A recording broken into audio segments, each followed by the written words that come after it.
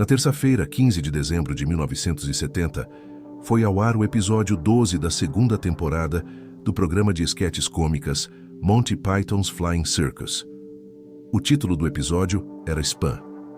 Nesse episódio, há uma esquete também intitulada Spam, na qual um marido e uma esposa são descidos por cabos em um café cheio de vikings. Uma vez sentados, o casal pergunta à garçonete sobre as refeições disponíveis no local. A garçonete, então, começa a descrever cada item do cardápio para o casal. Quase todos os pratos incluem a carne enlatada Spam. Alguns pratos são apenas Spam com múltiplos acompanhamentos de Spam, como Spam, Spam, Spam, Spam, ovo e Spam. Um dos pratos é descrito dessa forma, até que a mulher declara que não gosta de Spam e quer uma refeição sem o ingrediente. A garçonete nega o pedido e, de repente, os vikings ao redor começam a cantar Spam, Spam, Spam, Spam, Lovely Spam, Wonderful Spam. A interação se torna cada vez mais caótica, com os cânticos dos vikings e os gritos da garçonete em apoio ao Spam aumentando, até que a conversa se torna uma absurda cacofonia indistinguível. A esquete essencialmente termina assim, e podemos assumir com razoável certeza que a cliente não conseguiu uma refeição sem Spam. Embora essa esquete do Monty Python não tenha absolutamente nada a ver com mídia ou internet, ela estranhamente e poderosamente anteviu as condições futuras da mídia e da internet. Eventualmente, levaria diretamente ao uso do termo spam no vocabulário da internet. No contexto da mídia e da internet, o termo spam refere-se amplamente a comunicações ou conteúdos excessivos, irrelevantes, indesejados, insinceros ou repetitivos. Como resultado da esquete do Monty Python, nos anos 1980, em salas de bate-papo online, fóruns e jogos virtuais, usuários começaram a digitar repetidamente a palavra spam, junto com outras citações da esquete, para deslocar e ocultar o texto de outros usuários ou concorrentes indesejados. Isso era usado como uma forma de controlar o discurso. Por volta do mesmo período, o termo spam também passou a ser usado para se referir à postagem repetitiva e excessiva das mesmas mensagens em redes de compartilhamento de arquivos e fóruns. Naturalmente, é ainda mais adequado que o spam, a carne enlatada, seja altamente processado e pouco saudável, rico em calorias, gordura e sódio, mas baixo em nutrientes. Desde os anos 1980, a mídia e a internet evoluíram tremendamente. Entre 1981 e 1989, o número de hosts conectados à internet foi de centenas para centenas de milhares, com um aumento de 880 mil para mais de 1,6 milhão de hosts somente em 1989. Também em 1989, a World Wide Web foi criada, o que pela primeira vez tornou o conteúdo digital facilmente acessível e compartilhável para o consumidor médio. Em meados dos anos 1990, havia mais de 100 mil sites na web, e cerca de 40% das residências americanas possuíam um computador, em comparação com apenas 15% alguns anos antes. De repente, novas oportunidades de conexão e criatividade surgiram. Pela primeira vez na história, indivíduos podiam enviar mensagens facilmente para pessoas do outro lado do mundo, publicar e compartilhar suas artes e vídeos caseiros, criar perfis digitais e lojas virtuais, comprar e baixar filmes e livros, encomendar bens físicos para entrega em casa e realizar inúmeros outros atos inacreditáveis e transformadores. Agora, em 2024, estima-se que cerca de 70% da população global possua um smartphone. Isso equivale a aproximadamente 5 bilhões de pessoas. Também é estimado que existam mais de 1 bilhão de sites, e a pessoa média atualmente passa cerca de 6 horas e 35 minutos online todos os dias. É desnecessário dizer que a internet e os dispositivos conectados à internet nos consomem completamente, e as condições da internet são cruciais para a experiência humana. Claro, junto com as novas oportunidades de distribuição de conteúdos enriquecedores na internet, também surgiram novas possibilidades de distribuição de problemas e conteúdos nocivos, sendo um deles o spam e os conteúdos semelhantes ao spam. Para esclarecer, spam e conteúdos semelhantes aqui incluem desde e-mails indesejados até conteúdos digitais que exploram de forma desarrazoada algoritmos de plataformas, automação ou excesso de postagens, frequentemente com o único propósito de atrair visualizações e engajamento. O problema do spam pode parecer algo trivial à primeira vista, especialmente se comparado com atividades e possibilidades muito mais sombrias na internet. No entanto, o crescente desenvolvimento e proliferação de mídias semelhantes ao spam aponta para um problema profundo e holístico sobre a atual arquitetura e o futuro da internet e da humanidade como um todo. A internet, em sua forma atual, não apenas possui spam em seu cardápio. O cardápio, em muitos aspectos, parece cada vez mais com o do café do Monty Python. Todos os itens disponíveis contêm spam de alguma forma. E pior ainda, nosso paladar parece estar cada vez mais queimado e insensível a isso, ao ponto de realmente desejar spam e apreciar cada vez menos os sabores sutis que antes valorizávamos. Como criadores e consumidores de mídia, muitos de nós parecem buscar conteúdos mais rápidos, fáceis e processados, que frequentemente não nos desafiam ou exigem muito de nós. Estamos cada vez mais dispostos a ignorar as intenções e consequências desse tipo de conteúdo. Inspirados e liderados por criadores vikings motivados por metas filantrópicas, hordas de criadores perseguem obsessivamente métricas como tempo de visualização, enquanto o público acolhe esse saque com olhos ansiosos. Existe uma teoria sobre a internet que ganhou notoriedade recentemente, amplamente como resultado da introdução e popularização da IA generativa. Essa teoria é conhecida como a teoria da internet morta. A origem da teoria remonta principalmente a um fórum anônimo criado em 2021 no Agora Rhodes Macintosh Café. Apesar de suas origens conspiratórias e especificidades questionáveis, o sentimento geral por trás da teoria agora parece pelo menos plausível. Colocando de lado as alegações mais paranoicas da teoria, de forma geral ela sugere que a maior parte da atividade online é de alguma forma falsa. Seja através de bots ou de conteúdo gerado por IA, criado e curado por algoritmos, a teoria propõe que a internet, como fonte de atividade e florescimento humano desenfreado, teria morrido por volta de 2016. Curiosamente, no mesmo ano de 2016, uma empresa de cibersegurança chamada Imperva descobriu que bots, aplicativos de software que realizam tarefas automatizadas sem intervenção humana, representavam mais da metade de toda a atividade online. Eles também identificaram que cerca de 30% das visitas a sites provavelmente vinham de bots maliciosos, programas projetados para realizar ações prejudiciais, como roubo e invasões. Outros 20% desses bots foram classificados como bons, responsáveis por monitorar e manter aspectos da internet. Isso foi há quase 10 anos. É mais do que razoável presumir que esses números aumentaram desde então. Obviamente, esses percentuais incluem toda a internet, em todos os cantos e nichos. Portanto, não é necessariamente o caso de que a maioria dos conteúdos e sites que você consome ou visita sejam falsos, especialmente se você frequenta plataformas bem curadas e estáveis. No entanto, o ponto é, independentemente de quem você seja, quão experiente você é ou o que faz na internet, não há como evitar conteúdos falsos e tráfego falso. Mais ainda, certamente, não há como evitar conteúdos semelhantes ao spam. Neste ano 2024, Jack Conte, fundador e CEO da plataforma de monetização de criadores Patreon, realizou uma apresentação no evento South by Southwest, intitulada A Morte do Seguidor e o Futuro da Criatividade na Web.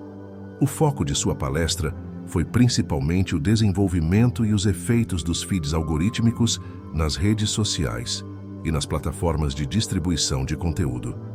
Especificamente, Conte argumenta que as principais plataformas como YouTube, Facebook, Instagram e TikTok têm migrado principalmente para sistemas de distribuição de conteúdo baseados em classificação algorítmica e se afastado dos feeds baseados em seguidores.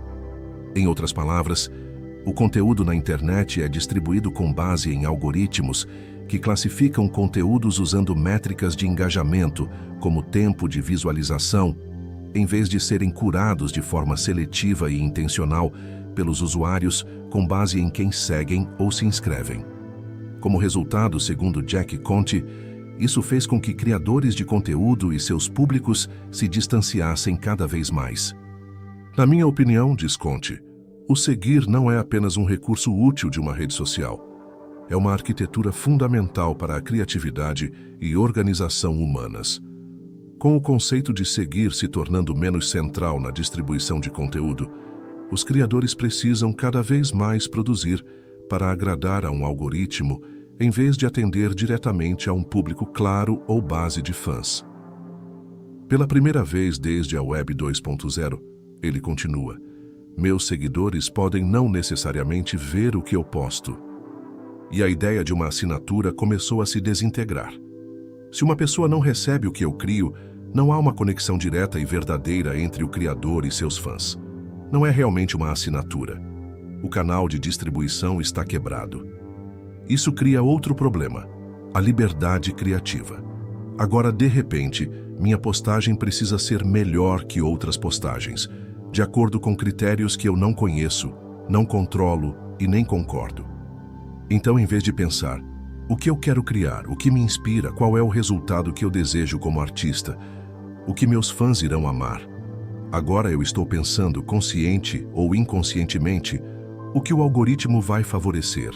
Isso muda meu resultado criativo para atender aos objetivos da plataforma, não aos meus como criador.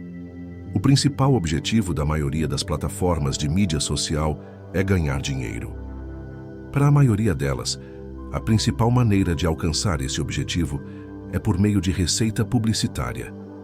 E a principal forma de gerar, sustentar e aumentar a receita publicitária é atraindo o maior número possível de usuários para a plataforma e mantendo-os nela o máximo de tempo possível.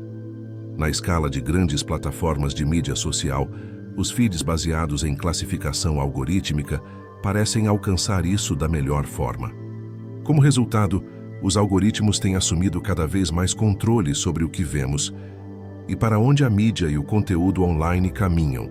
Estamos, assim, sendo cada vez mais guiados por esses algoritmos sem um objetivo claro de benefício ao indivíduo ou à cultura como um todo. O motivo e o objetivo final são meramente a lucratividade. Claro, os algoritmos não são inerentemente ruins e podem proporcionar grandes oportunidades, como a descoberta de novos criadores e conteúdos para consumidores. Além disso, buscar tempo de visualização e atender a algoritmos não é sempre algo ruim, pois pode ser útil para melhorar o trabalho de um criador. Mas há um grande problema. Nessas condições, um dos tipos de mídia e conteúdo que prosperam é o spam puro, ou conteúdos com sabor de spam, feitos para agradar algoritmos. Para forjar ou manter uma carreira e relevância social, os criadores podem alterar seus formatos, categorias ou tópicos de conteúdo, afastando-se do que realmente os interessa para o que é popular e funciona. Isso muitas vezes leva a cópias descaradas, repetitividade, redundância, simplificação excessiva, descuido ou postagens extremamente frequentes. Caso contrário, eles correm o risco de serem ignorados pelos algoritmos e esquecidos por qualquer pessoa que não faça parte de seu público mais fiel. Esses problemas de tráfego falso, desconexão algorítmica e mídias semelhantes ao spam só têm piorado com a introdução e o uso generalizado da IA generativa. Agora, modelos de IA podem conversar com humanos em chats e com outras IAs, criar arte e vídeos digitais, gerenciar perfis e lojas digitais, determinar e executar decisões econômicas e realizar inúmeras outras ações incríveis e transformadoras. Contudo, os humanos estão cada vez menos envolvidos. Assim, a internet, pelo menos como era antes, está morta. Em seu lugar, um novo tipo de internet está surgindo. O que essa nova forma se tornará, como será sua experiência e quais benefícios e prejuízos ela trará, só o tempo dirá. O que parece certo é que a IA só vai melhorar e os problemas de desconexão, falsidade e mídias semelhantes ao spam só vão piorar. Claro, a IA generativa não é completamente ruim e existem inúmeras aplicações excelentes para ela, tanto atualmente quanto no futuro previsível. Mas se não tomarmos cuidado mais do que qualquer outra coisa, nossas dietas digitais continuarão a se tornar cada vez menos saudáveis. Será cada vez mais difícil ouvir e entender algo, querer ouvir e entender algo, encontrar e obter o que realmente buscamos. Ainda assim, não é um caso perdido. Com sorte, no futuro, haverá regulamentações razoáveis sobre IA e mídias digitais. Novas tecnologias podem ajudar a mitigar alguns dos problemas existentes e os que estão por vir, implementando políticas e expectativas culturais eficazes. Considerando a história, parece razoável esperar que isso aconteça. No entanto, se a história também nos ensina algo, é que regulamentações e tecnologias projetadas para conter maus atores e tecnologias prejudiciais sempre estão, no mínimo, um pouco atrasadas em relação às pessoas e às próprias tecnologias. Nosso relacionamento com a internet e o conteúdo que consumimos é mais importante do que nunca.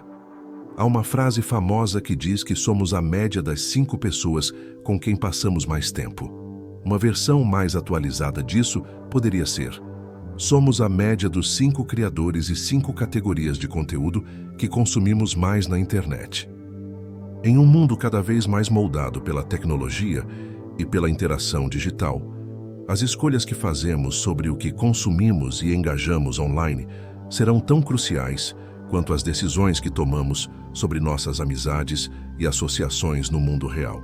A relevância dessas escolhas não é novidade, mas a escala e a profundidade da influência da mídia digital em nossas vidas aumentaram dramaticamente. Não importa se a teoria da internet morta é verdadeira ou não. O que realmente importa é se conseguimos sustentar o que é significativo de novas maneiras, nas condições atuais do mundo e da tecnologia. O essencial não é apenas a nostalgia por um tempo passado, mas se continuaremos a valorizar o que é fundamental: nossa humanidade. Queremos criar, comunicar e nos conectar de maneira genuína e desimpedida. Queremos relacionamentos saudáveis e sustentáveis conosco mesmos, com os outros e com as redes físicas e digitais que nos cercam. O desafio, porém, é que o spam, tanto literal quanto figurativo, parece inevitável. Ele encontrará um espaço em quase todos os menus digitais que consumimos, mas isso não significa que precisamos nos render completamente. Com disciplina, esperança e esforço, ainda podemos construir comunidades digitais significativas, com conteúdo nutritivo e autêntico. Ainda podemos criar e compartilhar experiências que nos conectem de maneiras genuínas. Como Jack Conte destacou, a lição mais difícil para qualquer criador ou líder é saber o que realmente se quer e ser fiel a isso, mesmo quando pressionado por forças externas. Não deixe que alguém lhe diga o que você quer, ele avisa.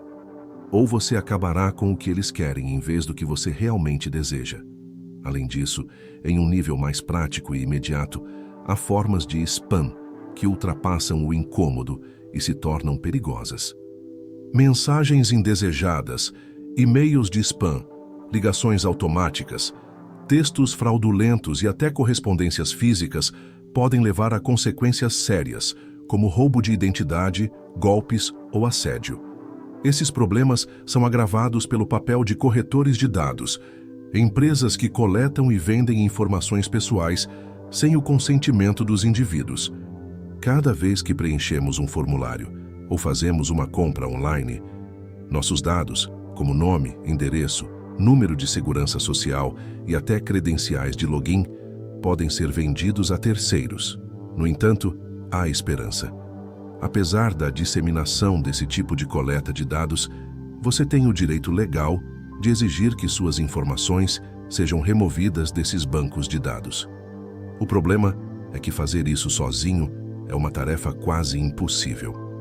Felizmente, ferramentas como o Serviço de Remoção de Informações Pessoais da Incogni tornam esse processo não apenas possível, mas também incrivelmente simples. Em um mundo onde a privacidade é constantemente ameaçada, ter serviços que ajudam a proteger nossas informações pessoais é um passo essencial para recuperar um pouco do controle sobre nossas vidas digitais. Ao refletir sobre o que consumimos e em quem confiamos, tanto online quanto offline, cabe a nós, criadores e consumidores, determinar o que é realmente importante. Podemos escolher interagir com conteúdos que elevem nossa experiência, nos conectem de forma verdadeira e respeitem nossa privacidade. E ao fazer essas escolhas conscientes, moldamos o futuro da internet e de nossas próprias vidas em direção a algo mais saudável, autêntico e significativo.